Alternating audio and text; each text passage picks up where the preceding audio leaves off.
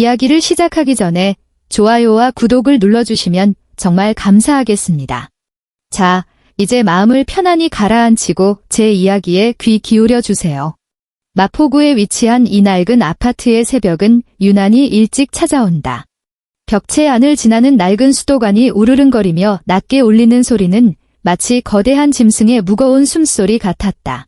새벽 4시 50분. 스마트폰 알람이 첫 번째 진동을 울리자마자 한지원의 손가락이 황급히 화면을 꾹 눌렀다. 2번 다시 울리게 둬서는 안 된다. 그랬다간 옆에 누운 남편이 짜증 섞인 혀를 쯧 차며 뒤척일 테고 레이더보다 더 예민한 청각을 가진 옆방의 시어머니가 벽을 쾅쾅 치며 소리를 지를 것이 뻔했다. 아침 귓구멍부터 이게 무슨 난리법석이냐. 지원은 유령처럼 소리 없이 침대에서 빠져나왔다.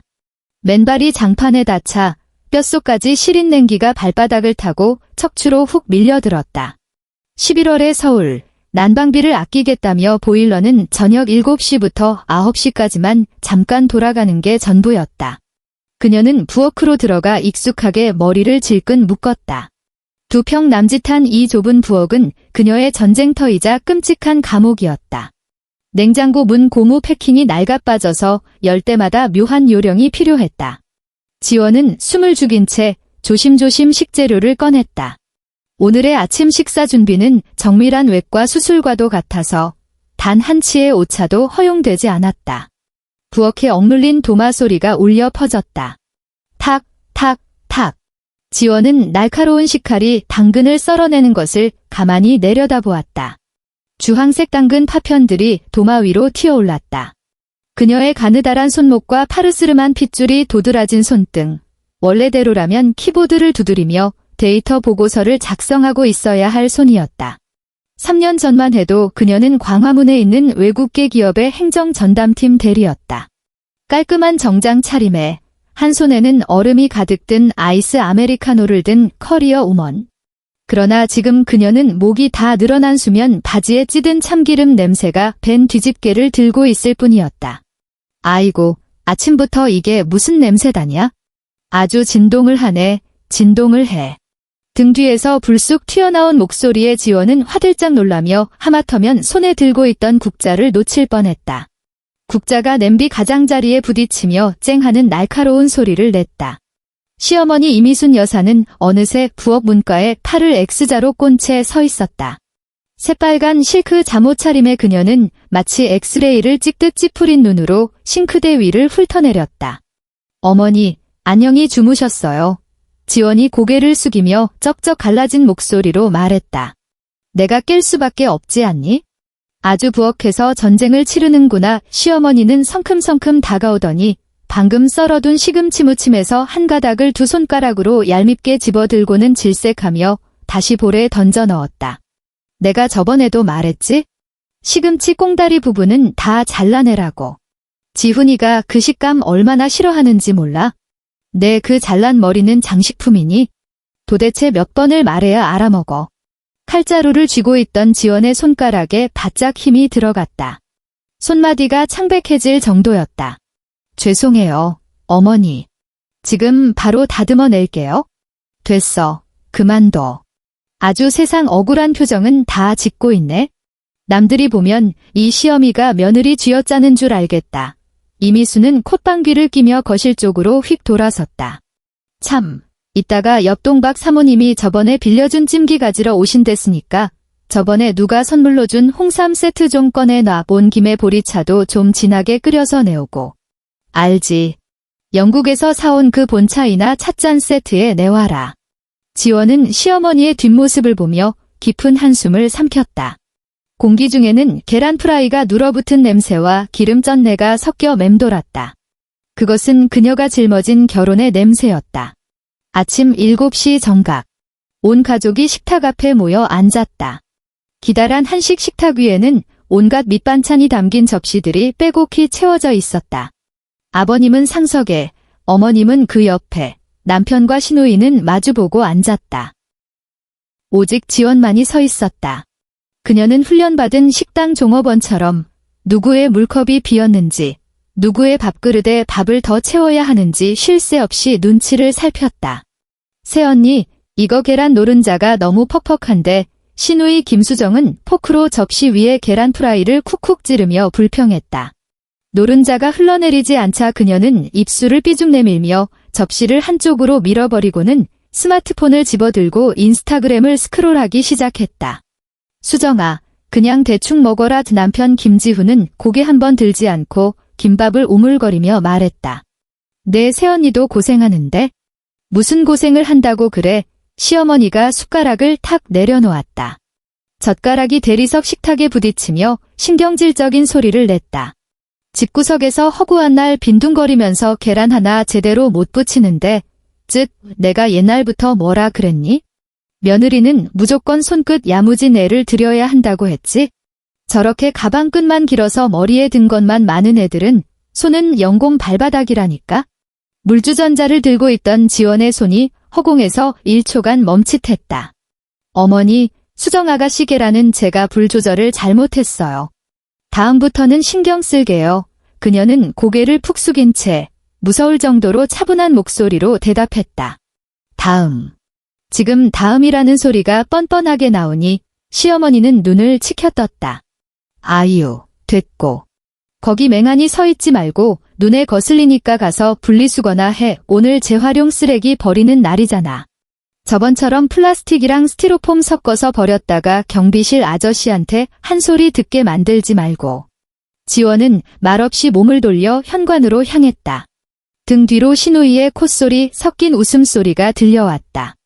엄마, 이 인플루언서 좀 봐. 이번에 에르메스 백 샀다는데 시어머니가 선물해준 거랭. 아휴, 진짜 이런 팔자 좋은 여자는 따로 있다니까? 그건 며느리가 싹싹하게 굴고 입안에 혀처럼 구니까 아들도 낳고 예쁨 받는 거지. 어디 우리 집구석 같겠니? 현관문이 무겁게 닫히며 안에서 들려오던 화기애애한 웃음소리를 차단했다. 지원은 무거운 쓰레기 봉투 2개를 양손에 쥐고 엘리베이터 앞에 섰다. 엘리베이터의 매끄러운 스테인리스 문 위로 그녀의 몰골이 비쳤다.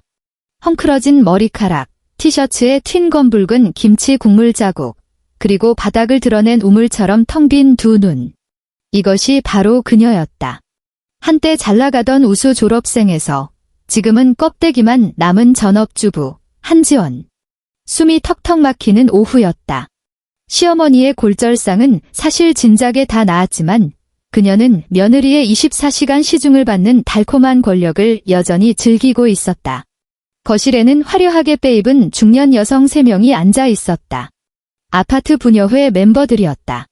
거실 탁자 위에는 정갈하게 깎은 멜론과 갓 구워낸 쿠키가 놓여 있었다. 물론 그것은 지원이 오븐 앞에서 꼬박 1시간을 매달려 만들어낸 결과물이었다. 어머, 미순 언니. 진짜 이 집 며느리는 흠잡을 데가 없다니까. 박 사모님이 멜론 한 조각을 집어들며 호들갑스럽게 감탄했다. 부르면 바로바로 튀어나오지. 다과도 이렇게 예쁘게 차려내지. 우리 집 며느리 봐봐. 돈 쓰는 거 말고는 할 줄 아는 게 없어. 사과 하나 깎아보라고 했더니 제 손이나 베어먹고 앉아있고, 이미수는 최고급 가죽 소파의 상석에 앉아 본차이나 찻잔을 우아하게 쥐고는 가식적인 미소를 지어 보였다. 애가 이 정도 쓸모라도 있어야죠. 그녀는 찻잔 위에 뜬 찻잎을 훅 불며 말했다. 요즘 젊은 것들 눈만 높아서 쯧쯧.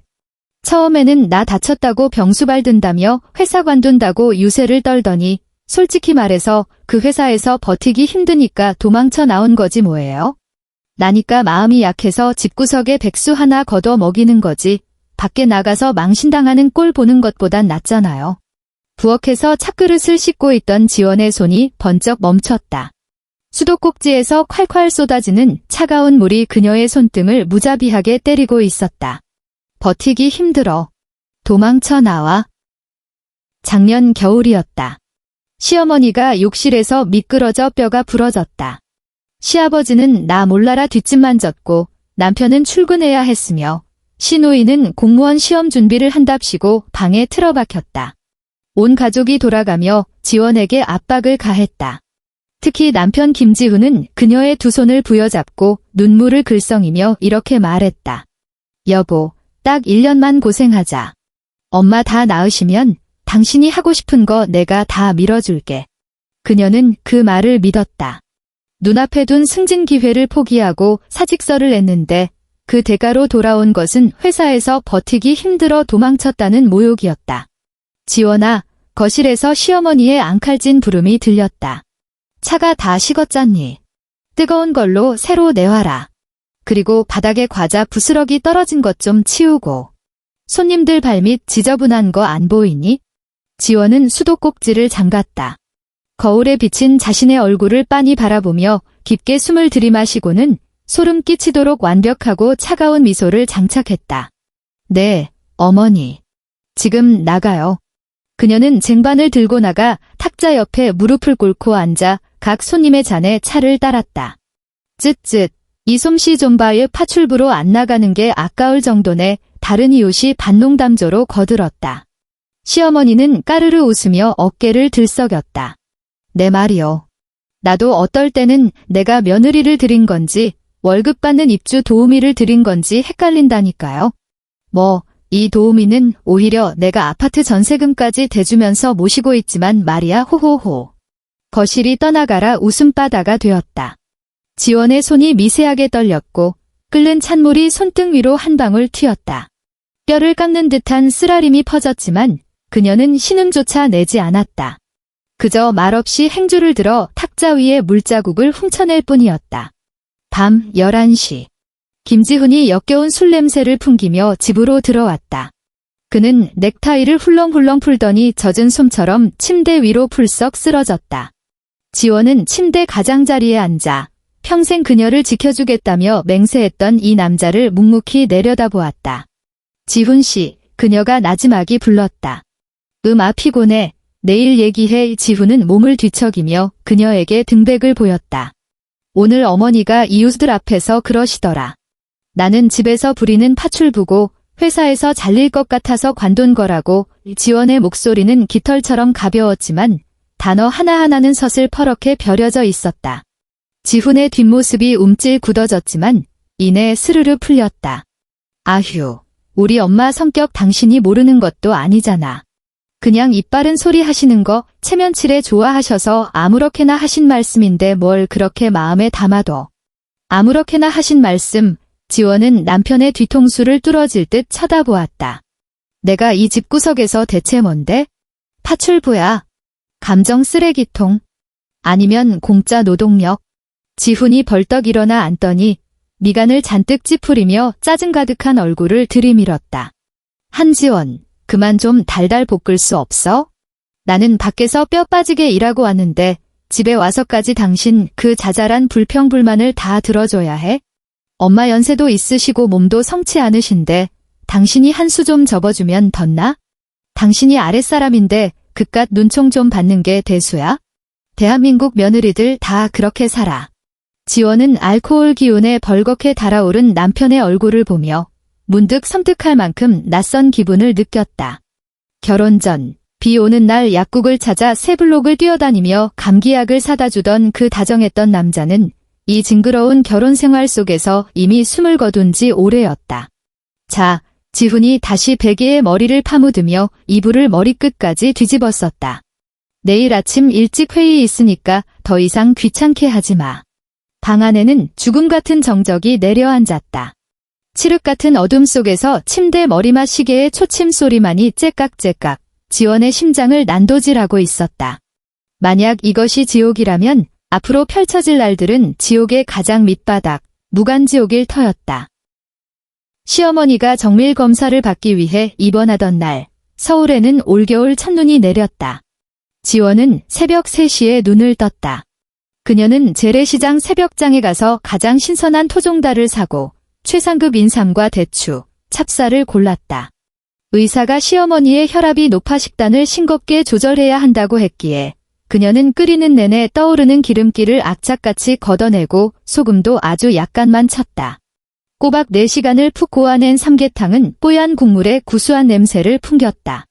그녀는 묵직한 보온 도시락통을 든 채 지옥 같은 출근길 지옥철에 몸을 구겨 넣었다. 난방이 빵빵하게 돌아가는 지하철 안은 눅눅한 패딩 냄새와 사람들의 찌든 땀 냄새로 가득했다. 그녀는 품에 안은 도시락통을 마치 자신의 마지막 남은 자존심인 양 꼭 끌어안았다. 병원에 도착했을 때는 오전 10시였다. 병실은 2인실 특실이었다. 옆 침대에는 아주 귀티가 좌절 흐르는 노부인이 누워 있었는데 침대 옆 협탁에는 값비싼 수입과일 바구니와 꽃다발이 쌓여 있었고 말끔하게 차려입은 자녀 여럿이 빙 둘러서서 조곤조곤한 목소리로 과일을 깎아드리고 있었다. 그리고 시어머니 이미순의 침대 주변 역시 사람들로 바글거렸다.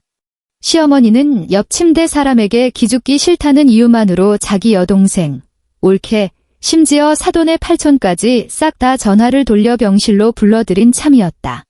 비좁은 병실 안은 발 디딜 틈조차 없었고 훅 끼치는 싸구려 향수 냄새와 귤껍질 냄새가 진동했다.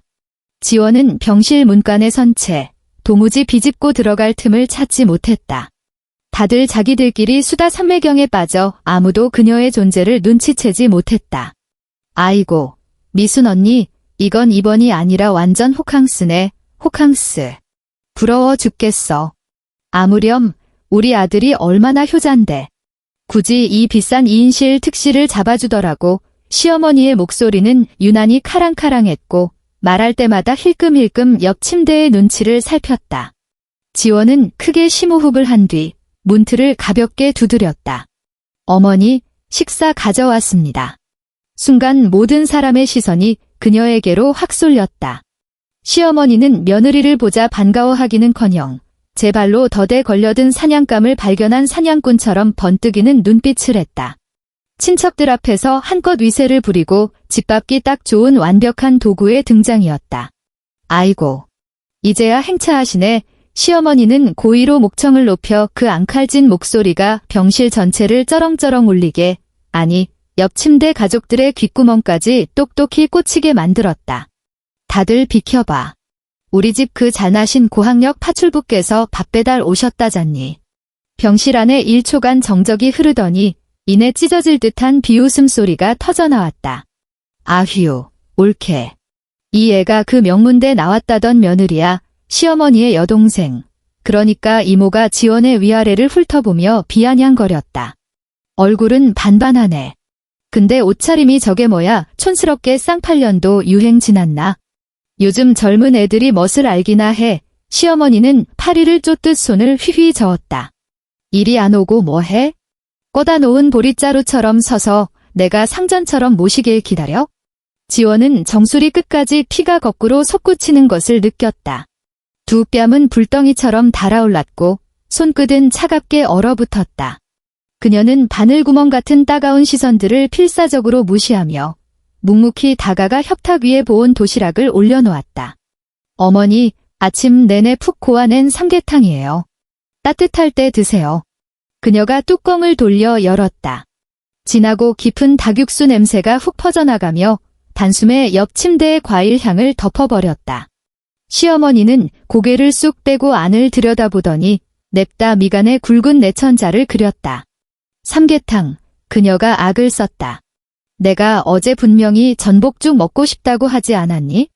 내년은 귀가 처먹은 거냐? 머리가 어떻게 된 거냐? 난 전복죽 먹을 거라고. 제주도에서 올라온 그 손바닥만 한 큰 전복 넣은 죽.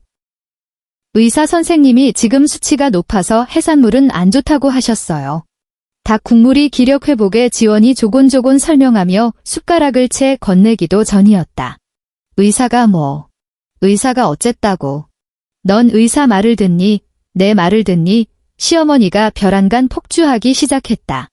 친척들 앞에서 며느리년이 감히 말대꾸를 했다는 사실에 체면이 깎였다고 생각한 것이다. 내가 아파서 이 꼴로 누워있는데 그깟 전복죽 한 그릇도 마음대로 못 먹어? 너 내가 빨리 화병 나 죽어서 이 아파트 유산으로 홀라당 집어삼키고 싶어서 환장했지? 어머니, 도대체 무슨 말씀을 그렇게 어머니라고 부르지 마. 난 너같이 쓸모없는 며느리 둔 적 없으니까. 이미순 여사가 갑자기 팔을 번쩍 쳐들더니 밖을 향해 사정없이 허공을 휘둘렀다. 탁!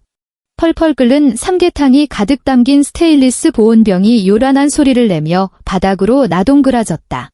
하지만 누르스름한 그 뜨거운 국물은 바닥에 쏟아지기 전에 뚜껑을 쥐고 있던 지원의 오른손을 그대로 덮쳐버렸다. 악!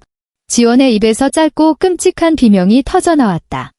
뜨거운 액체가 순식간에 소매를 흥건히 적셨고 새하얗던 손등은 육안으로 보일 만큼 시뻘겋게 부어오르더니 징그러운 수포가 잡히기 시작했다.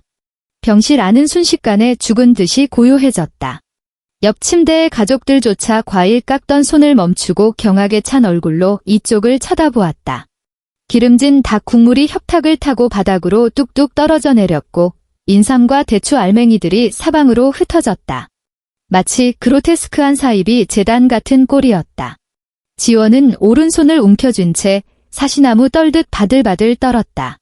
눈물이 핑 돌았지만 그녀는 아랫입술을 피가 나도록 꽉 깨물며 억지로 눈물을 참아냈다. 시어머니 본인도 자신이 벌인 엄청난 지새질에 겁을 먹은 눈치였지만 친척들의 시선이 집중되자 언제 그랬냐는 듯 뻣뻣하게 목에 핏대를 세우며 도리어 피해자 행세를 시작했다. 뭘 잘했다고 비명을 질러. 아주 뜨거워 죽겠냐? 손끝이 무뎌 빠져서는 밥통 하나 제대로 못 들고. 아유, 재수 없어. 내 깨끗한 침대보 다 버려놨네. 그러게, 어쩜 애가 저렇게 칠칠 맞아 옆에 있던 이모도 맞장구를 쳤다. 지원의 손등에 핀 끔찍한 화상 자국은 아예 투명 인간 취급이었다. 얼른 바닥이나 닦아. 내 시어머니 미끄러져서 또 다치면 어쩌려고. 지원은 그 자리에 망부석처럼 서서 악마처럼 일그러진 그들의 얼굴을 하나하나 눈에 담았다. 손이 미치도록 아팠다. 살점이 타들어가는 듯한 고통이었다. 하지만 심장이 1000배, 10,000배는 더 찢어질 듯 아팠다. 가슴 한가운데가 뻥 뚫려 얼음장 같은 칼바람이 휘몰아치는 기분이었다. 바로 그때 병실 문이 거칠게 열렸다. 김지훈이 넥타이가 삐뚤어진 정장 차림으로 헐떡이며 문가에 섰다. 시아버지의 전화를 받고 불이 나게 달려온 참이었다. 그는 바닥에 아수라장을 보았다. 미처 거두지 못한 어머니 얼굴의 표독스러움과 기고만장함을 보았다. 불구경하듯 고소해하는 친척들의 비열한 눈빛을 보았다. 그리고 마침내 그의 시선이 지원의 손에 가닿았다. 참혹하게 부어오르고 살가죽이 쭈글쭈글해진 채 끝없이 경련하는 그 손. 하지만 지원은 이 세상 모든 이에게 버림받은 미아처럼 덩그러니 서 있을 뿐이었다. 평소 그녀의 눈동자에 깃들어 있던 꾹꾹 눌러 담은 인내는 온데간데 없이 사라지고 오직 싸늘하게 식어버린 잿빛 절망만이 그 자리를 대신하고 있었다. 그 순간 김지훈의 머릿속에서 무언가 툭하고 끔찍한 소리를 내며 끊어졌다. 그것은 알량한 가족의 평화를 지키겠답시고 지난 3년간 미련하게 억눌러왔던 이성의 끈이었다. 매일 아침 부엌을 동동거리던 아내의 뒷모습이, 하루가 다르게 거칠어가던 그녀의 두 손이, 그리고 깊은 밤 숨죽여 토해내던 셀 수 없는 한숨 소리들이 주마등처럼 스쳐 지나갔다. 자신은 쓰레기였다. 구제불능의 비겁한 머저리. 김지훈은 성큼성큼 다가가 구두 굽으로 바닥에 굴러다니던 대추 하나를 지식여버렸다. 지훈아, 마침 잘 왔다. 아들을 발견한 시어머니는 곧장 적반하장으로 악을 썼다. 내 마누라 꼴 좀 봐라. 내가 끓여오라는 죽 하나 제대로 못 끓여오고 멀쩡한 국물을 사방천지에 다 엎어버렸잖니. 아주 시어미를 펄펄 끓는 물에 데쳐 죽이려고 한 장을. 김지훈은 어머니의 말에 대꾸조차 하지 않았다. 그는 지원의 앞으로 다가가 덜덜 떨리는 손을 뻗어 그녀의 화상 입은 손등을 어루만지려 했으나 참아 닿지 못하고 허공에서 주춤거렸다. 많이 아파 갈라진 쇳소리가 그의 입에서 새어나왔다. 지원이 천천히 고개를 들어 그를 바라보았다. 그제야 참고 참았던 눈물이 뺨을 타고 흘러내려 기름때 얼룩진 바닥 위로 툭툭 떨어졌다. 지훈 씨. 김지훈이 획 몸을 돌렸다. 그는 병상에 누운 자신의 어머니를 자신을 낳고 길러주었지만 동시에 자신의 삶과 아내를 야금야금 파먹어 들어가는 그 탐욕스러운 괴물을 노려보았다. 엄마. 왜? 너도 전연 편들고 싶냐? 시어머니가 눈을 부릅떴다. 김지훈은 폐 속에 썩은 공기를 남김없이 뱉어내려는 듯 길고 깊게 심호흡을 했다. 그리고는 다치지 않은 지원의 왼쪽 손을 뻗어 잡아 깍지를 꼈다. 지원이 흠칫 아픔을 느낄 만큼 억센 악력이었다. 엄마, 알아서 하세요. 목소리는 크지 않았지만 쥐죽은 듯 고요한 병실 안에서 천둥처럼 쩌렁쩌렁하게 울려 퍼졌다. 여보, 이 집구석에서 나가자. 말을 마친 그는 지원의 손을 이끌고 단 한 번도 뒤돌아보지 않은 채 병실 문을 향해 걸어 나갔다. 너 방금 뭐라고 짓거렸어? 시어머니는 벼락을 맞은 듯 멍해져서 그 말의 뜻을 도무지 이해하지 못하는 것 같았다. 김지훈, 너 그 문지방 한 발짝이라도 넘기만 해봐. 너 지금 저 여우 같은 년 때문에 내 애미를 버리겠다는 거냐? 등 뒤로 친척들의 경악하는 비명과 시어머니의 발작적인 악다구니가 쏟아져 내렸다. 이런 호로자식. 당장 돌아오지 못해. 돌아와. 하지만 김지훈의 걸음은 멈추지 않았다. 지원은 그의 넓지만 미세하게 떨리는 등판을 바라보며 비틀비틀 그를 따라 나섰다. 병원 로비 회전문을 빠져나오는 순간 살을 애는 듯한 칼바람과 함께 자잘한 눈보라가 얼굴을 때렸다. 지원의 오른손은 여전히 불에 타는 듯 고통스러웠지만 그녀는 어쩐지 지난 3년 만에 처음으로 맑은 공기를 폐부 깊숙이 들이마신 것 같았다. 그날따라 유난히 한방눈이 펑펑 쏟아져 찌든 때가 가라앉은 서울의 삭막한 도로를 하얗게 뒤덮어가고 있었다. 김지훈은 운전대를 잡고 마포구 본가 쪽이 아닌 다른 방향으로 차를 몰았다. 차 안은 죽은 듯이 고요했고 히터가 우웅 돌아가는 소리만이 공백을 메웠다. 지원의 손은 응급처치를 마친 상태였다. 병원 앞 약국에서 지훈이 화상 연고와 거즈, 붕대를 사오더니 차 옆눈 쌓인 바닥에 털썩 무릎을 꿇고 앉아 덜덜 떨리는 손으로 아주 조심스럽게 약을 발라주었던 것이다. 고속도로 톨게이트를 빠져나와 경기도 일산으로 접어들 때까지 그는 단 한마디도 입 밖으로 꺼내지 않았다. 미안해. 불쑥 지훈이 목이 맨 소리로 입을 열었다. 그는 운전대를 쥔 손마디가 하얗게 질릴 정도로 꽉 힘을 주고 있었다. 사실 집은 진작에 구해놨었어. 지원이 화들짝 놀라 고개를 돌려 그를 쳐다보았다. 경기도 일산 쪽에. 당신 예전 광화문 회사까지 출퇴근하기엔 좀 멀지만 동네가 엄청 조용해. 큰 베란다도 있고 창밖으로 호수공원이 한눈에 보여. 지훈은 도저히 지원과 눈을 마주치지 못한 채 앞만 보고 중얼거렸다. 나는 원래 눈치 보다가 타이밍 맞춰서 당신한테 얘기하고 몰래 분가하려고 했거든. 집구석이랑 연을 끊는 한이 있더라도 나가 살려고. 근데 내가 너무 그럴 용기가 안 나서. 지훈 씨. 나 진짜 등신 같은 새끼야. 알아. 이 지훈의 볼을 타고 굵은 눈물방울이 뚝뚝 떨어졌다. 당신 그렇게 지옥불에 밀어넣고.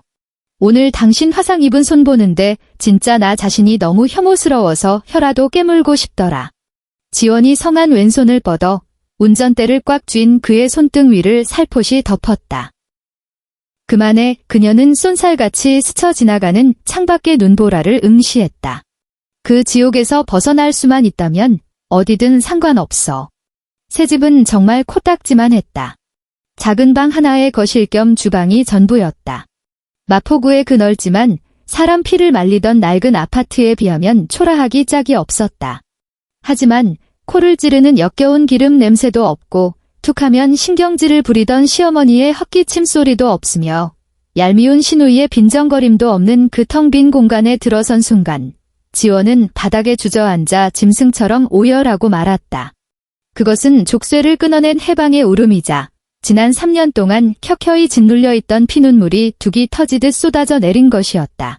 그러나 운명의 도미노는 한번 쓰러지기 시작하면 절대 스스로 멈추지 않는 법이다. 보름쯤 지났을까 지훈의 스마트폰으로 모르는 번호가 떴다. 서울의 한 대형 병원 응급의료센터였다. 이미순 환자분 보호자 되십니까?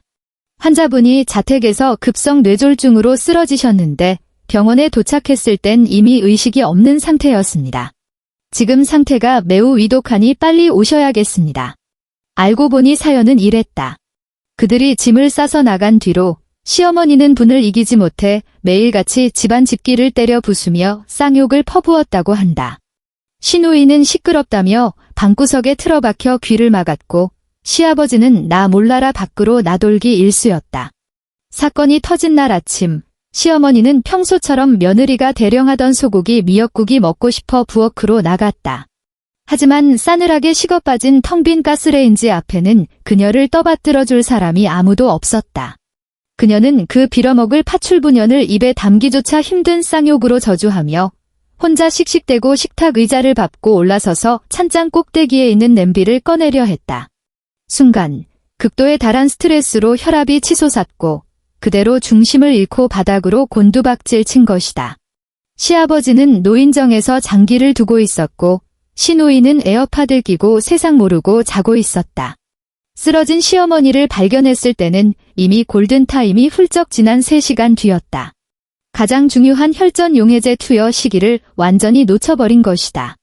지훈이 사색이 되어 중환자실로 달려갔을 때 그의 눈에 들어온 것은 온몸에 주렁주렁 생명유지장치 호스를 단 채 산송장처럼 누워있는 어머니의 모습이었다.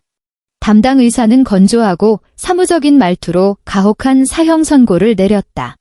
목숨은 건졌습니다만 좌반신이 완전히 마비되었습니다.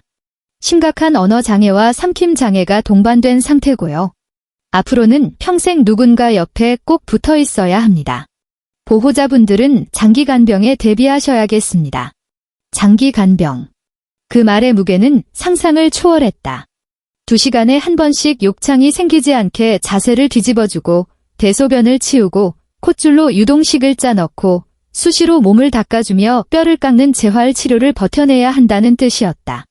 중환자실 복도 밖 시아버지 김영석은 눈물 콧물을 쏙 빼며 지훈의 정장 소매를 부여잡고 매달렸다.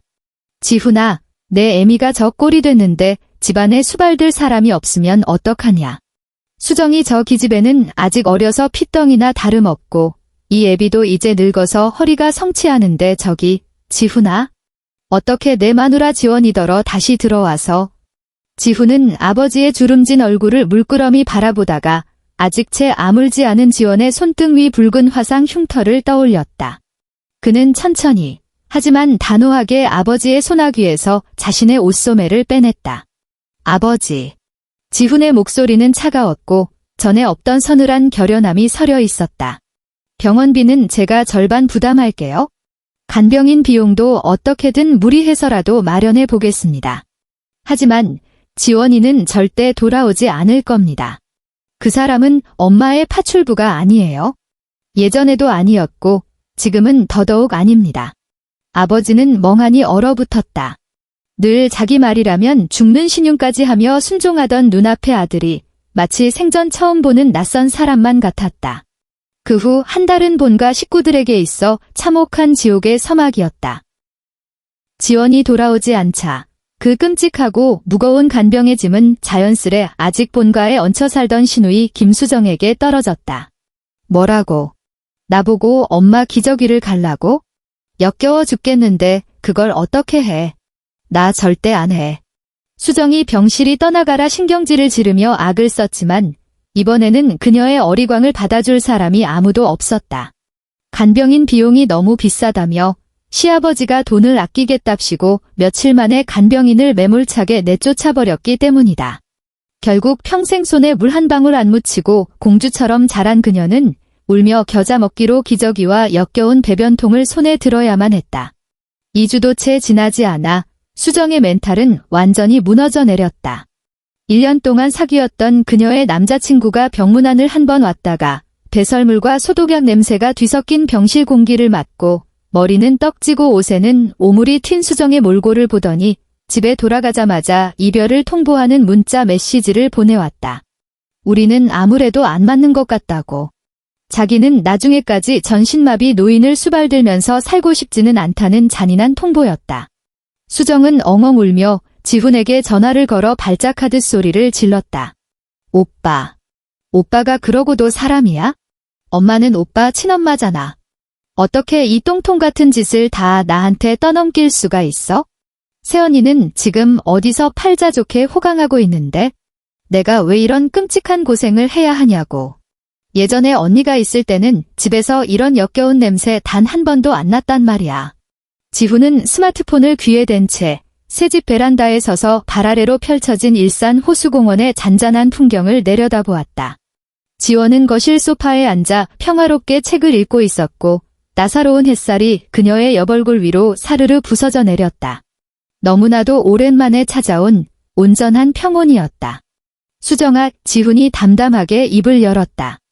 예전에 지원이가 집안을 먼지 한 톨 없이 빛나게 치워놓고 널 공주님처럼 떠받들어 줬을 때 내가 입버릇처럼 뭐라고 했었지?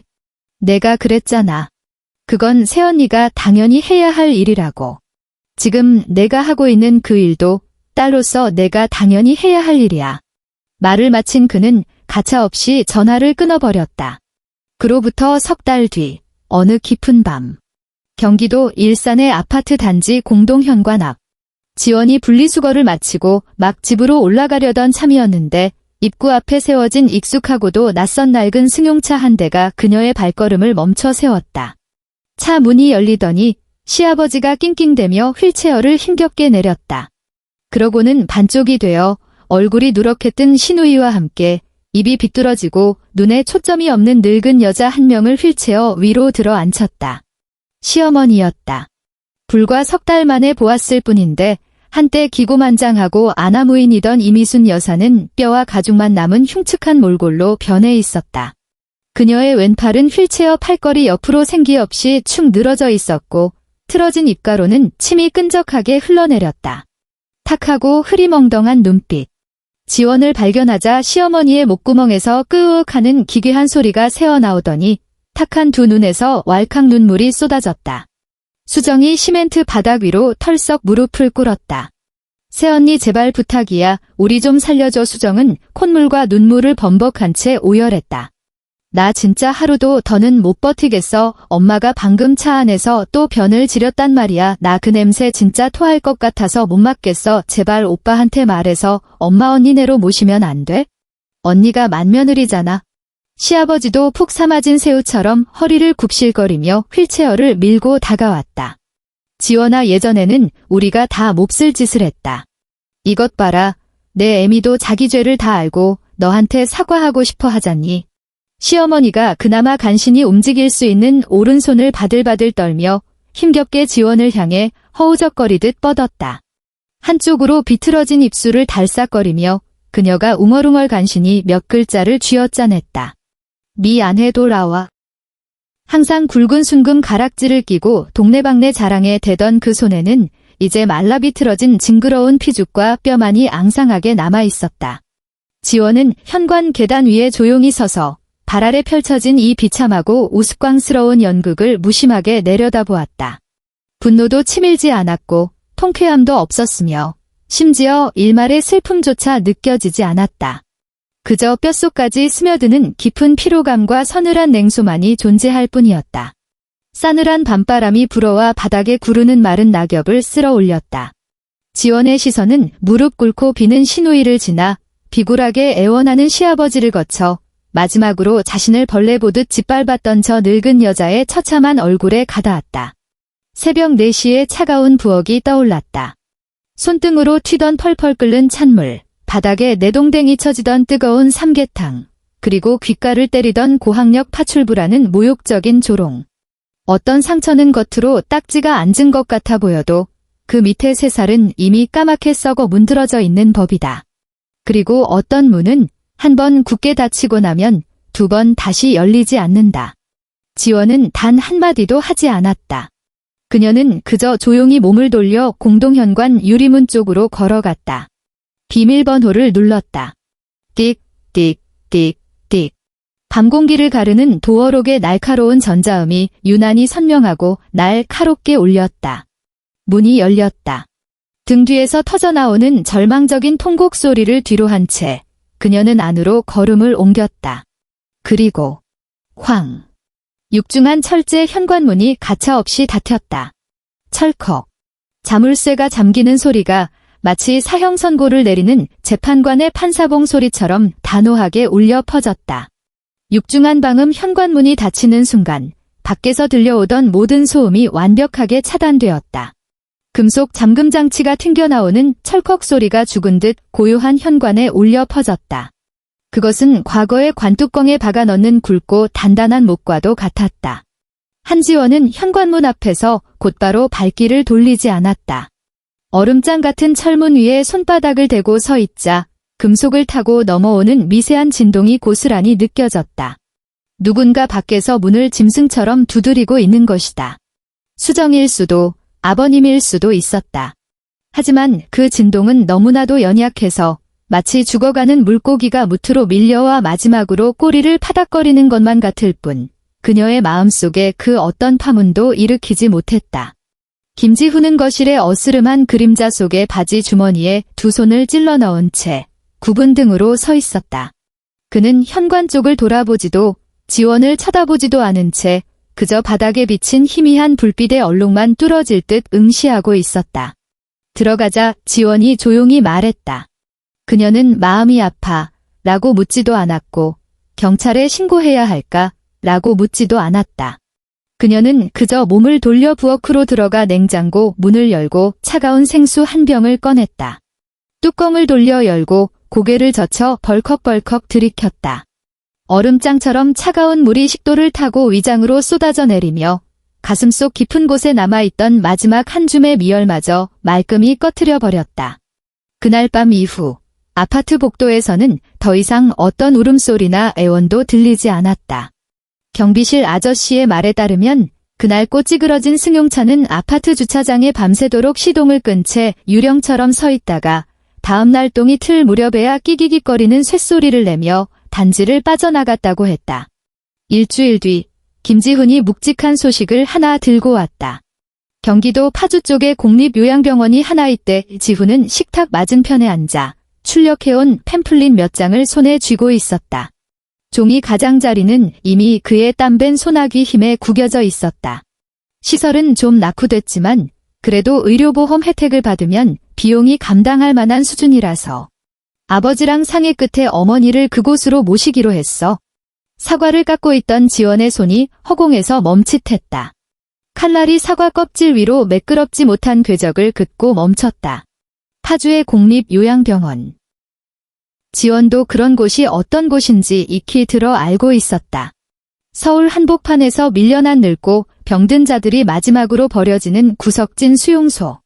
1인실 따위는 당연히 없고 부르면 즉각 달려오는 전담 간병인도 없다. 그저 다닥다닥 붙어있는 6인실 병상과 공기 중에 영원히 배어있는 지독한 소독약 냄새, 그리고 씻지 못한 노인들 특유의 찌든 내가 섞여 진동하는 곳. 그곳은 과거에 이미순 여사가 가장 치가 떨리게 경멸에 맞이 않던 곳이었다. 예전에 차를 타고 그런 요양원 앞을 지나갈 때면 시어머니는 코를 쥐어 틀어막으며 한껏 역겨운 표정으로 쏘아붙이곤 했다. 지지리도 복 없는 늙은이들이나 저런 고려장 같은 곳에 짐짝처럼 처박히는 거지. 난 늙으면 무조건 강남 한복판에 있는 최고급 실버타운에 들어갈 거다. 아버님도 그 병원에 동의하신 거야. 지원은 깎은 사과를 접시에 담아 지훈 앞으로 밀어주었다. 동의 안 하시면 어쩌겠어. 뾰족한 수가 없는데 지훈이 씁쓸한 웃음을 지으며 사과 한 조각을 집어들었지만 차마 입으로 가져가지는 못했다. 수정이는 이미 짐 싸서 야반도주하듯 친구 집으로 도망쳐버렸어. 공무원 시험 준비해야 한다는 핑계를 댔다지만 사실은 똥오줌 치우기 싫어서 도망간 거지. 아버지는 본인 입에 들어갈 밥 한 끼조차 혼자 못 차려 드시는데 어떻게 전신마비 환자를 온종일 돌보시겠어. 간병인을 쓰자니 아버지 한 달 국민연금 통째로 다 털어도 반달치 월급도 안 나오는 게 지금 우리 집구석 현실이니까. 이것이 바로 처절한 현실이었다. 효도라는 그럴싸하고 눈물겨운 위선의 가면을 벗겨내면 그 밑에 앙상하게 남는 것은 오직 적나라하고 잔인한 돈의 논리뿐이었다. 시어머니가 파주 요양병원으로 구급차에 실려가던 날은 하늘에 먹구름이 잔뜩 낀 우중충한 비 오는 날이었다. 지원은 그곳에 동행하지 않았다. 그녀는 평소처럼 단정한 옷차림으로 회사로 출근했다. 전에 들은 바로는 이미순 여사가 그 비좁고 답답한 6인실 병상으로 옮겨졌을 때 아들 지훈의 옷소매를 생명줄처럼 꽉 쥐고 절대 놓지 않으려 발버둥을 쳤다고 한다. 뇌졸중으로 일그러진 입술 사이로 하는 형체를 알 수 없는 짐승 같은 비명이 새어나왔고 탁한 눈에서 쏟아진 눈물이 베갯니들 흥건하게 적셨다. 그녀는 옆 침대에서 이미 치매로 정신을 완전히 놓고 입에 콧줄을 꽂은 채 가쁜 숨을 몰아쉬는 깡마른 노인을 멍하니 쳐다보며 자신이 방금 버려진 곳이 어떤 곳인지 비로소 뼈저리게 깨달았을 것이다. 그곳은 세상에서 잊혀진 인간 쓰레기장이었다. 담당 요양보호사는 쉰을 훌쩍 넘긴 듯한 인상의 아주머니였는데 손놀림은 기계처럼 빠르지만 자비라곤 티끌만큼도 없었다. 그녀는 지훈의 옷소매를 사색이 되어 움켜쥔 이미순 여사의 굳은 손을 자비 없이 쫙 떼어내고는 거칠고 투박한 손으로 노인의 뺨을 툭툭 치며 말했다. 아이고, 할머니. 여기 들어왔으면 이제 군말 말고 곱게 말 좀 들으셔. 아들내미가 밖에서 뼈 빠지게 돈 벌어와야 밀리지 않고 할머니 병원비랑 기저귀 값을 낼 거 아냐? 지훈은 벌겋게 달아오른 눈시울을 훔치며 도망치듯 병실을 빠져나왔다. 이미수는 삐걱거리는 비좁은 철제 침대에 누워 천장에 남은 누런 곰팡이 물 얼룩을 멍하니 올려다보았다. 그 얼룩의 모양은 3년 전 갓 시집온 며느리 지원이 시어머니에게 잘 보이겠다며 무릎이 까지도록 거실 바닥을 닦다가 뚝뚝 흘렸던 눈물 섞인 땀 자국을 기묘하게 꼭 닮아 있었다. 그때 그녀는 소파에 앉아 지원이 걸레질을 형편없이 한다며 악다구니를 썼었다. 하지만 지금 그녀는 그 끔찍한 천장의 물 얼룩에서 시선을 돌리기 위해 몸을 단 1cm도 뒤집을 힘조차 남아있지 않았다. 시댁이라는 거대한 어둠의 그림자가 걷히자 한지원의 삶은 기나긴 겨울을 뚫고 새봄을 맞은 식물처럼 미친 듯이 생명력을 뿜어내며 맹렬하게 성장하기 시작했다. 그녀는 판교 테크노밸리에 위치한 외국계 IT 기업에 당당히 재취업했다. 아직은 행정팀 파트장 직급이었지만 이것은 그녀의 화려한 비상의 작은 시작일 뿐이었다. 매일 아침 7시. 그녀를 깨우는 것은 더 이상 부엌에서 덜그럭거리는 냄비와 도마 소리의 끔찍한 교향곡이 아니라 캡슐 커피 머신이 향긋한 에스프레소를 추출하며 내는 경쾌한 진동음이었다.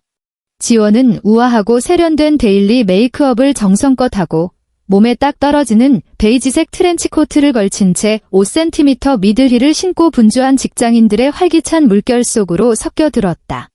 그녀는 구두굽이 매끄러운 대리석 바닥을 리드미컬하게 두드리는 소리를 진심으로 사랑하게 되었다.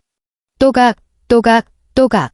맑고 경쾌하며 확신에 찬 그 소리. 그녀는 매 걸음 이제 완벽하게 자신만의 주도적인 리듬으로 세상을 걷고 있었다.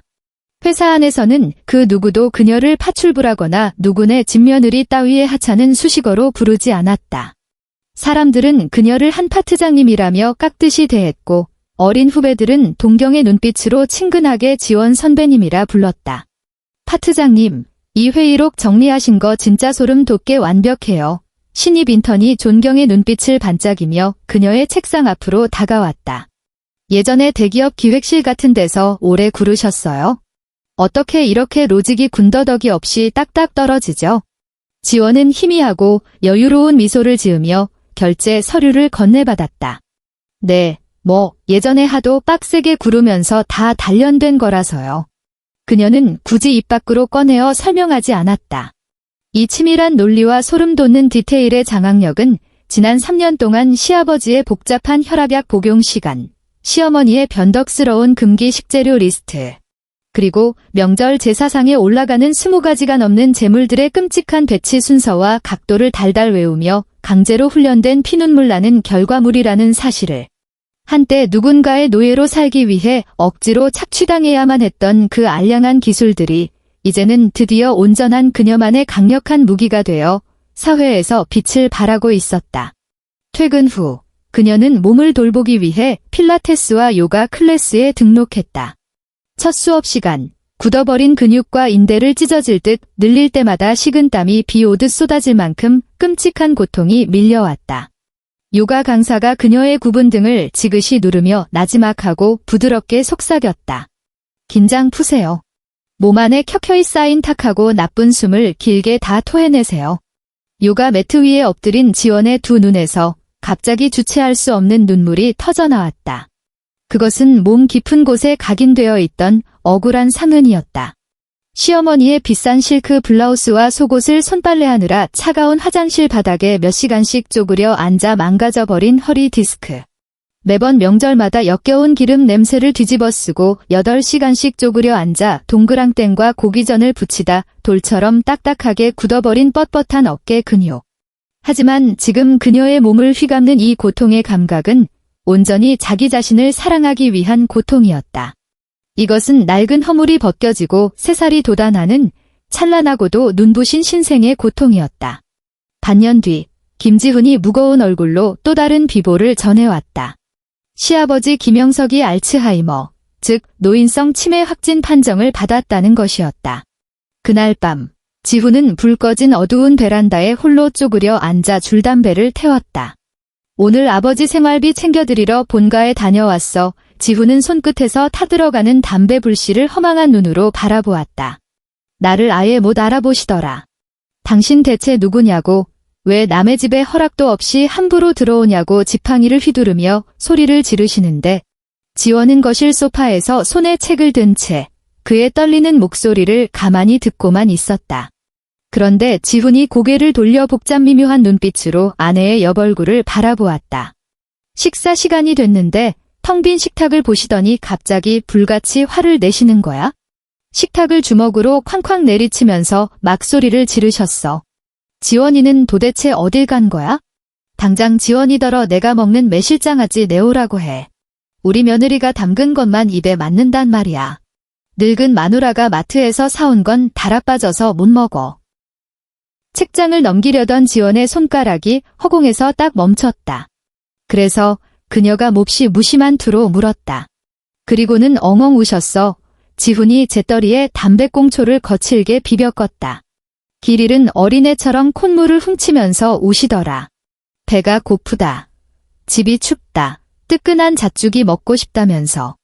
아버지가 평생 살면서 누구한테 고개 한번 굽히거나 살가운 소리 한번 하신 적 없는 꽉 막힌 양반이잖아. 누구 칭찬은커녕 평생 며느리한테 큰 소리만 치고 사셨는데 머릿속 지우개가 기억을 다 갉아먹어서 텅 빈 와중에도 유일하게 잊지 않고 그리워하는 따뜻함이 당신이 차려주던 밥상일 줄은 몰랐어. 실로 기가 막히는 역겨운 블랙 코미디가 아닐 수 없었다. 시아버지의 일그러진 뇌수 속에서 며느리라는 존재는 감정과 영혼을 가진 사람이 아니었다. 그저 내 입맛에 딱 맞는 맛있는 음식을 대령하고 최고로 안락한 서비스를 제공하는 하나의 유용한 자판기 같은 기호에 불과했던 것이다.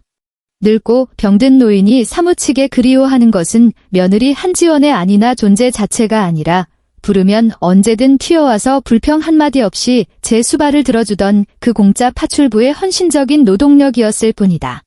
아버님께 전해. 매실장아찌는 이마트 반찬 코너가도 널렸다고 지원이 덮은 책을 테이블에 내려놓으며 자리에서 일어났다. 그리고 앞으로 아버님 치매 증상 같은 거 굳이 나한테 중계방송하지 마. 난 의사가 아니야. 병에 걸렸으면 병원에 모시고 가서 약을 먹여 고치셔야지. 그녀는 미련 없이 뒤돌아 침실로 쏙 들어가 버리며 지훈에게 한치의 흔들림도 없는 평온하고 싸늘한 뒷모습만을 남겼다. 용서.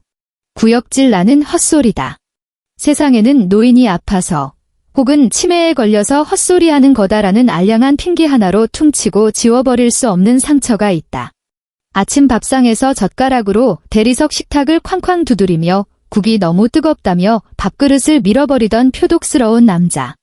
시어머니가 입에 담지 못할 폭언으로 며느리를 짓밟고 모욕할 때마다 소파에 앉아 헛기침을 하며 모른 척 신문만 뒤적거리던 그 비겁하고 이기적인 노인네는 여전히 그 쭈그러든 가죽 껍데기 안에 버젓이 살아 숨쉬고 있었다. 다시 몇 달의 시간이 속절없이 흘러 어느덧 바람이 서늘한 가을이 찾아왔다. 지원 앞으로 편지 한 통이 배달되었다. 싸구려 누런 재생지 봉투 위에는 비뚤비뚤하고 삐뚤빼뚤하게 그녀의 이름이 적혀 있었다. 글씨는 파킨슨병 환자처럼 심하게 떨려 마치 굼벵이나 지렁이가 먹물을 묻히고 기어간 자국 같았다. 요양병원의 간병인이 면회 온 지훈의 손에 쥐어준 것이라 했다. 어머니가 당신한테 꼭 좀 전해달라셨대. 지훈이 봉투를 거실 탁자 위에 올려놓았다. 간병인 아주머니한테 며칠을 눈물로 싹싹 빌며 사정해서 간신히 편지지랑 볼펜을 얻으셨나 봐. 지금 오른손의 마비가 아주 조금 풀려서 펜은 겨우 쥐실 수 있는데 한 글자 꾹꾹 눌러 쓰는데 한참 걸리신다더라. 지원은 그 초라한 봉투를 물끄러미 내려다보며 한참 동안 미동도 하지 않았다. 결국 그녀는 짧은 한숨을 내쉬고는 봉투를 뜯어 내용물을 꺼냈다. 안에서 나온 편지지는 온통 눈물 자국에 구겨져 있었고 모서리에는 검붉게 말라붙은 약물 얼룩 같은 것까지 보기 흉하게 튀어 있었다. 지원아, 나는 죽어 마땅한 끔찍한 죄인이다. 이 지옥 같은 좁은 침대에 꼼짝없이 묶여 지낸 1년 동안 나는 매일 누런 천장만 바라보며 내 지난날의 악행을 뜯어먹고 살았다. 내가 과거에 널 처음 봤을 때 내가 우리 집에 시집와서 창꽃처럼 예쁘게 웃던 그 고운 얼굴이 자꾸만 눈앞에 아른거린다. 내가 욕실에서 미끄러져 뼈가 부러졌을 때 내가 군말 없이 내 냄새나는 발을 닦아주고 굳은 살 박인 발톱을 조심조심 깎아주던 그 따뜻한 손길이 사무치게 그립고 후회스럽다.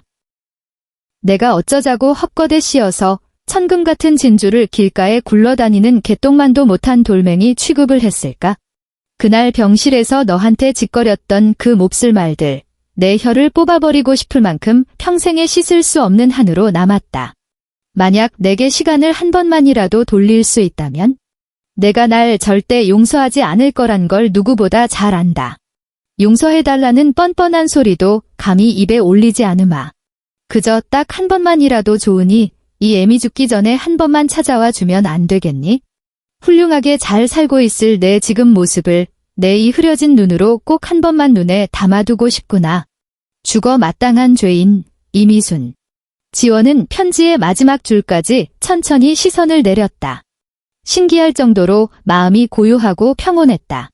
마치 바닥을 알 수 없는 깊은 오래된 우물처럼 단 한 줄기의 작은 파문조차 일지 않았다.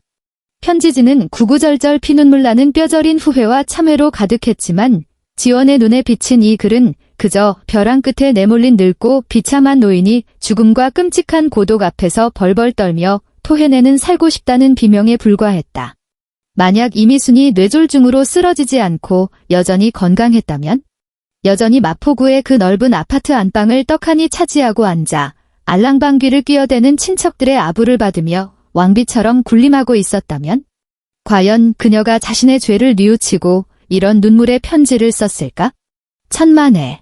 죽었다 깨어나도 그럴 일은 없다.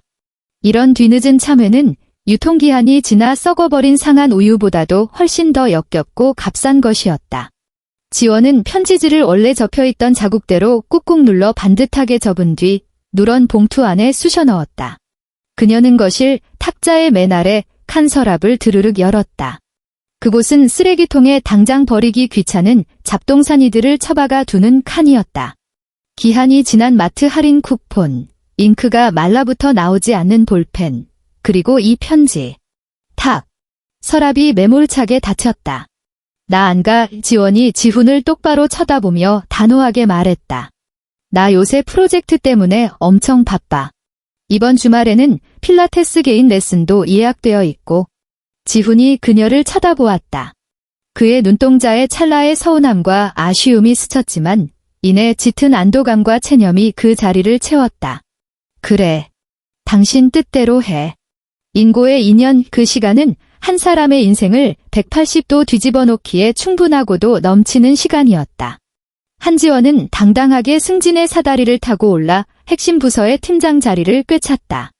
그녀는 치렁치렁하던 머리를 턱선에 맞춰 시크한 단발로 싹둑 잘랐고 그녀의 뿜어내는 아우라는 더욱 날카롭고 세련된 커리어 우먼의 모습으로 변해 있었다. 하지만 파주 국립요양병원 병상에 식물처럼 묶여있던 이미순에게 그 인연은 살점이 하나하나 발라지는 듯한 끔찍하고 기나긴 생지옥이었다. 어느 비 내리는 금요일 늦은 오후, 지원이 팀 주간 회의를 한창 주재하고 있을 때였다. 스마트폰이 회의실 테이블 위에서 윙윙 진동을 울리기 시작했다. 액정 화면 위로 김지훈 세 글자가 쉴 새 없이 깜빡거렸다. 심장이 직감적으로 불길한, 아니 어떤 결정적인 종말의 신호를 감지했다. 회의가 끝난 뒤에야 지원은 조용한 발코니로 나가 부재중 전화를 걸었다. 지원아 수화기 너머로 들려오는 지훈의 목소리는 마치 짙은 안개 속을 걷는 사람처럼 텅 비고 공허했다. 돌아가셨어. 누가? 엄마. 방금 요양병원에서 연락받았어. 폐렴으로 인한 급성 호흡부전이래. 마지막 가시는 길이 가래가 끓어서 엄청 고통스러우셨나 봐. 스마트폰을 쥔 지원의 손에 순간적으로 꽉 힘이 들어갔다가 이내 스르르 풀렸다. 알았어. 간병인 아주머니가 그러시는데 숨이 넘어가기 전 마지막 몇 시간 동안 병실 허공에 대고 계속 누군가 이름을 부르셨대. 지훈이 목이 메어 잠시 말을 잇지 못하다가 간신히 울음 섞인 목소리를 쥐어짜냈다. 내 이름도 아니었고 수정이 이름도 아니었어. 거품을 물면서 계속 지원아. 나 목말라 지원아. 나죽 좀 써다오 이러면서 목숨이 끊어지는 그 최후의 찰나까지도 시어머니는 한때 지푸라기보다 못하게 짓밟았던 며느리를 찾으며 숨을 거두었다. 뼈저린 죄책감 때문이었을까? 아니면 무의식 깊은 곳에서조차 자신이 굶어 죽지 않고 배를 채울 수 있도록 따뜻한 온기를 베풀어줄 유일한 구원자가 오직 한지원뿐이라는 걸 본능적으로 알았기 때문일까? 이제 와서 그런 이유 따위는 아무래도 상관없는 일이었다. 장례 잘 치러. 마음 추스르고 지원은 남의 일처럼 지독히도 평온한 목소리로 대답했다.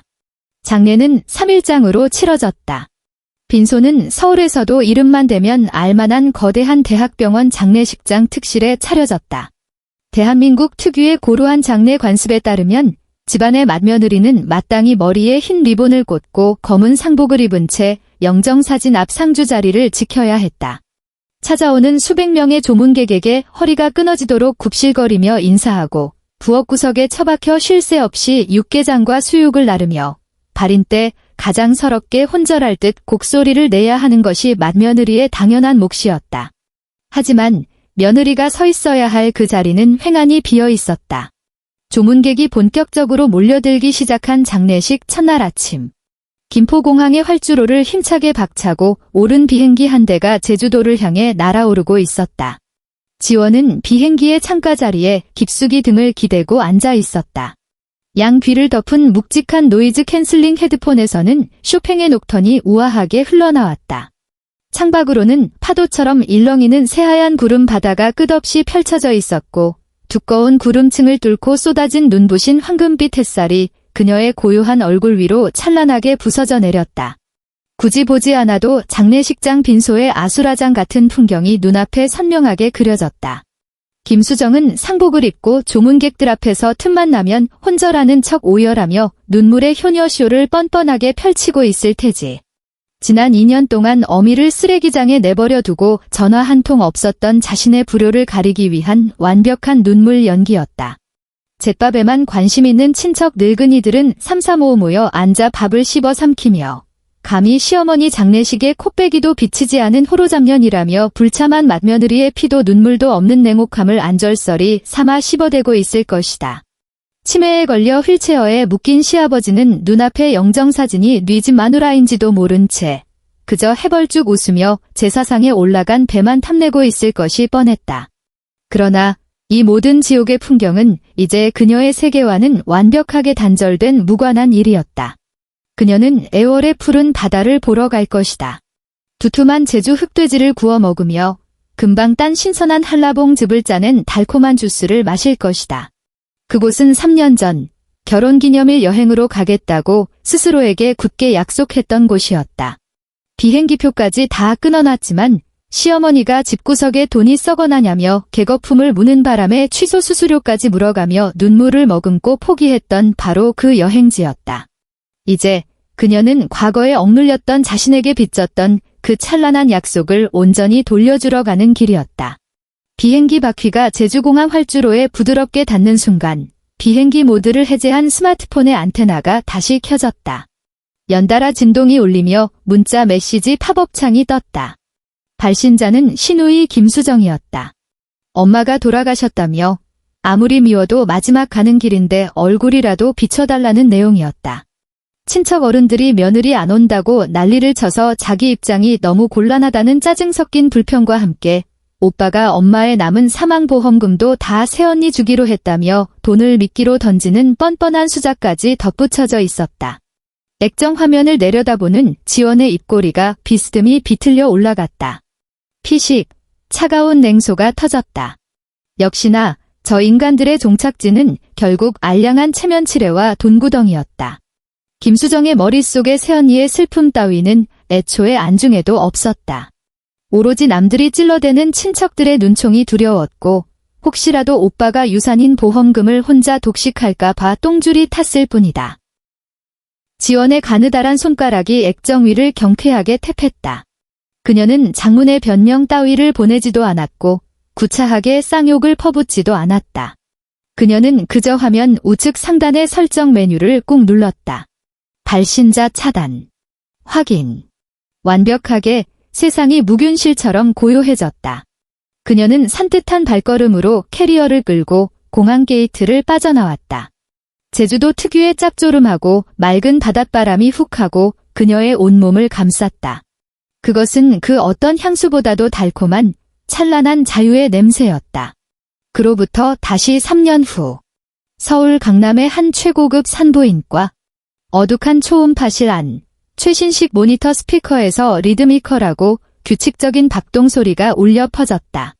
쿵, 쿵, 쿵, 쿵. 그것은 태아의 심장 소리였다. 아주 작지만 세상 그 무엇보다 강인하고 생명력 넘치는 박동. 축하드려요. 아기 집도 튼튼하고 아주 주수에 맞게 잘 크고 있네요. 의사가 초음파 화면 위에서 깜빡이는 흑백의 작은 점을 마우스 포인터로 가리키며 활짝 웃었다. 벌써 12주 차에 접어들었어요. 기형아 검사도 무사히 통과했고 무척 건강하고 예쁜 아이입니다. 아내의 진찰 때 곁에 서 있던 김지훈은 모니터를 멍하니 쳐다보다가 예고도 없이 주르륵 굵은 눈물을 쏟아냈다. 지난 몇 년간 그는 뼈를 깎는 시간 속에서 완전히 다른 사람으로 탈바꿈했다. 그는 백종원 레시피를 보며 앞치마를 두르고 찌개를 끓일 줄 알게 되었고 아내가 야근하는 날이면 피곤한 내색 없이 차를 몰고 판교로 데리러 갔다. 치매센터에 계신 아버지가 아주 가끔 맑은 정신이 돌아오실 때면 조용히 휠체어를 끌고 공원 산책을 시켜드렸다. 그는 더 이상 어머니의 치맛자락 뒤에 비겁하게 숨어 아내에게 무조건 내가 참아라고 짓거리던 그 역겨운 마마보이가 아니었다. 진정으로 가정을 지키는 단단한 가장이 되었다. 하지만 그는 누구보다 뼈저리게 알고 있었다. 이 가정에 다시 온기를 불어넣고 굳건히 지탱해온 진짜 코어는 저기 진찰대에 누워 미소 짓고 있는 단 한 사람, 자신의 아내라는 것을. 집으로 돌아온 지훈은 세상을 다 가진 아이처럼 붕 떠서는 아기 초음파 사진을 코팅해 냉장고 한가운데에 예쁜 자석으로 붙여놓고 벌써부터 태블릿으로 비싼 아기 침대를 폭풍 검색하느라 정신이 없었다. 지원은 푹신한 화장대 의자에 앉아 거울 속에 비친 자신의 얼굴을 가만히 응시했다. 33. 비록 눈가에는 아주 얕게 훈장 같은 잔주름이 생겼지만 그녀의 눈동자는 20대의 그 어느 때보다도 맑게 빛났고 강인한 확신으로 가득 차 있었다. 그녀는 아직 납작하지만 머지않아 불러올 자신의 아랫배를 양손으로 소중하게 감싸 안았다. 과거에 언젠가 시어머니가 그녀의 코앞에 대고 삿대질하며 폐악질을 부리던 날이 있었다. 너같이 도끼 품고 이기적인 년은 우리 김씨 집안대를 이을 자격도 없어. 너 같은 년 배에서 애가 나와봤자 지 어미 꼭 닮아서 피도 눈물도 없는 징그러운 독종 새끼가 나올 게 뻔하다. 그 악랄한 폭언은 마치 독을 바른 끔찍한 저주처럼 가슴에 박혀 끝없는 불면의 밤마다 그녀를 지독한 자기 혐오와 의심의 늪으로 끌어당겼었다. 하지만 지금 그 끔찍한 저주는 그 저주를 내뱉은 늙은 마녀의 죽음과 함께 영원히 지옥 불길 속으로 연기처럼 흩어져 사라졌다. 지원은 거울 속에 당당하게 서 있는 여자를 마주 보았다. 그녀는 굴지의 IT 기업 최연소 팀장 한지원이자 남편 김지훈을 온전한 사람으로 개조해낸 훌륭한 아내였고 이제 곧 이 세상에 태어날 경이로운 새 생명의 위대한 어머니였다. 그녀는 거울 속의 자신을 향해 가장 눈부시고 찬란한 완벽한 승리자의 미소를 지어 보였다. 당연히 자격이 차고 넘치지. 그녀가 입술을 달싹여 나지막이 속삭였다. 봄바람처럼 부드럽지만 강철처럼 단단하고 힘있는 목소리였다. 나는 이 아이에게 세상을 온전히 사랑하는 법을 가르칠 거야. 그리고 그 무엇보다 자기 자신을 가장 끔찍이 아끼고 지키는 법을 가르칠 거야. 내 아이에게 내가 가진 최고의 지식과 세상에서 가장 따뜻하고 안전한 품을 아낌없이 내어줄 거야. 지원의 눈빛이 서늘하게 빛났다. 물론 당신들처럼 쓰레기 같은 인간들은 평생 내 아이의 발끝 하나도 볼 자격조차 없겠지만 진흙탕 속에 처박혀 썩어가는 과거의 더러운 망령들은 그 영원한 오물통 속에 처박혀 영영 썩어가게 내버려두면 그만이었다. 창밖을 내다보았다. 눈이 부시도록 찬란한 햇살이 쏟아져 내리고 있었다. 서울의 청명한 가을 하늘은 티 없이 맑게 세공된 투명한 크리스탈처럼 눈시리게 푸르게 빛났다. 지원은 자리에서 일어나 활짝 창문을 밀어 열었다. 시원한 가을바람이 훅 밀려 들어오며 서울이라는 거대한 도시 특유의 다이내믹한 소음과 펄떡이는 활기를 방 안가득 채워 넣었다. 그녀는 눈을 감고 폐부 깊숙이 신선한 숨을 들이마셨다.